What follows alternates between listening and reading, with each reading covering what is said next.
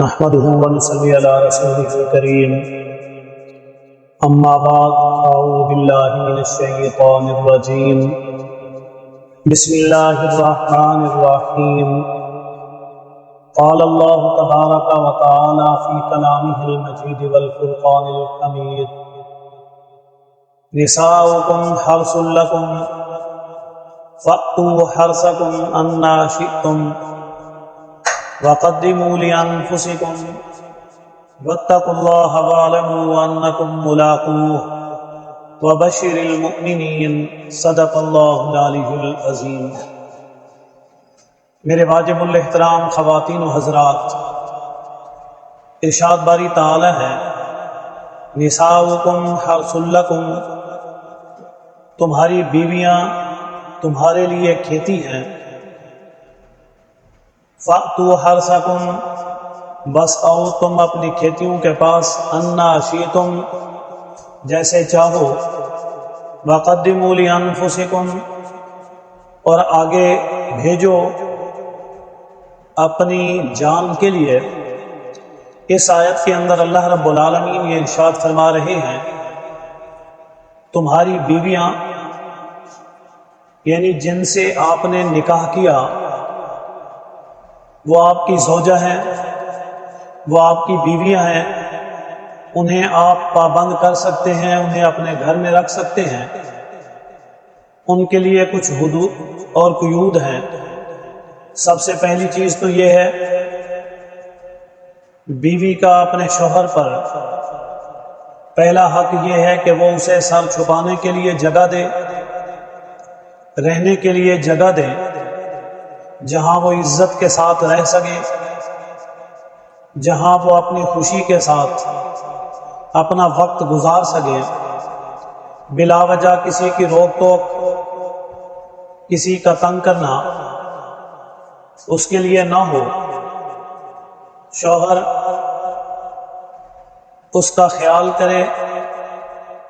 ضروریات زندگی کی جو چیزیں گھر میں ضرورت ہیں انہیں پورا کرے، بنیادی ضروریات کی تکمیل یہ شوہر کی ذمہ داری ہے۔ دوسری چیز یہ ہے بیوی کا شوہر پر دوسرا حق یہ ہے کہ وہ شوہر اپنی بیوی کے لیے اس کی ضرورت کے مطابق کپڑے خریدے، اسے پہننے کے لیے کپڑے دے، اس کی ضرورت کے لیے اس کو کپڑے مہیا کرے، موسم کے مطابق، حالات کے مطابق، اپنی حیثیت کے مطابق کپڑے بھی اس کے لیے اسی انداز میں، اسی کیفیت میں جیسا کہ اس کا مالی سٹیٹس ہے اس کے لیے لے۔ ایسا نہ ہو کہ وہ خود امیر ہو اور کپڑے غریبوں والے لے کر دے، یا وہ غریب ہے اور امیروں والے کپڑے لیتا پھرے۔ جیسا کہ گھر کے لیے اگر وہ خود امیر آدمی ہے تو اسے چاہیے کہ وہ اپنی بیوی کے لیے بھی ایسا گھر بنائے جو امیرانہ ہو، اور اگر وہ غریب ہے تو پھر اسی انداز میں اس کے لیے رہنے کی جگہ مہیا کرے۔ اگر وہ درمیانی حیثیت کا ہے تو اس کے مطابق اس کے گھر کا بندوبست کرے، اسی طرح کپڑے بھی اپنی حیثیت کے مطابق اسے مہیا کرے۔ اور تیسری چیز کہ اسے اور کھانے اور پینے کے لیے بھی جو بنیادی ضروریات ہیں ان کو پورا کرے، جیسے اس کی حیثیت ہے اس کے مطابق ہی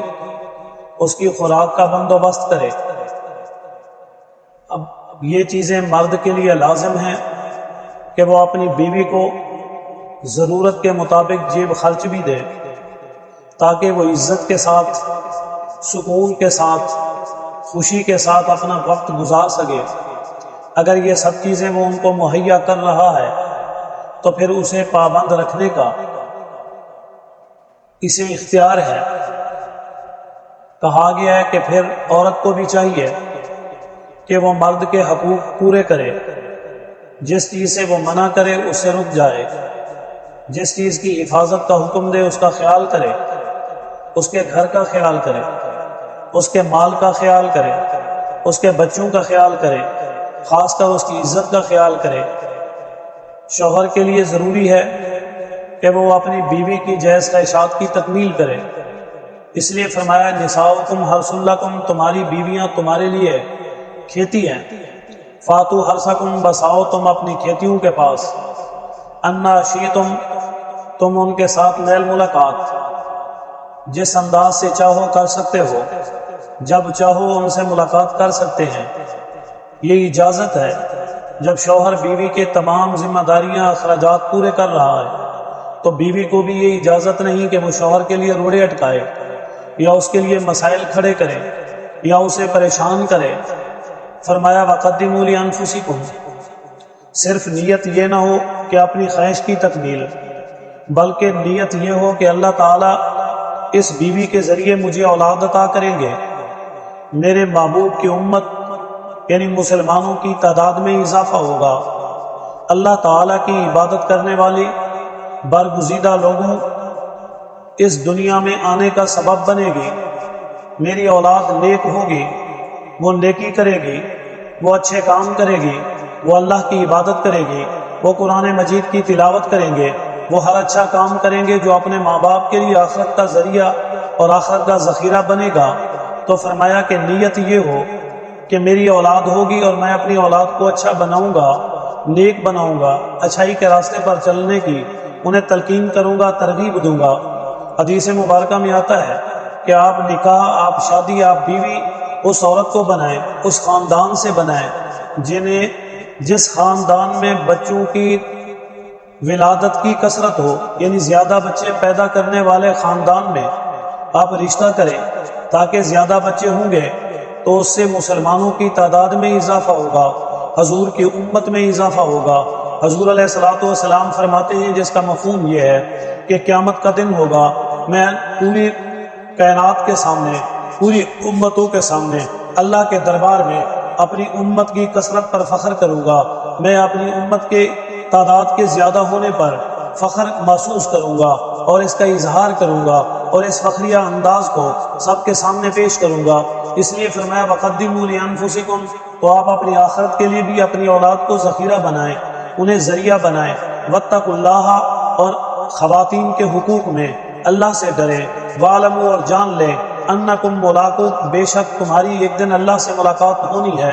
حدیث مبارکہ میں آیا ہے، حضور علیہ الصلوۃ والسلام فرماتے ہیں جس کا مفہوم یہ ہے کہ آپ کا آخر وقت ہے۔ آپ نے فرمایا کہ عورتوں کے معاملے میں خیال رکھنا، عورتوں کے معاملے میں خیال رکھنا یعنی خواتین کے حقوق کی بار بار تلقین کی گئی، بار بار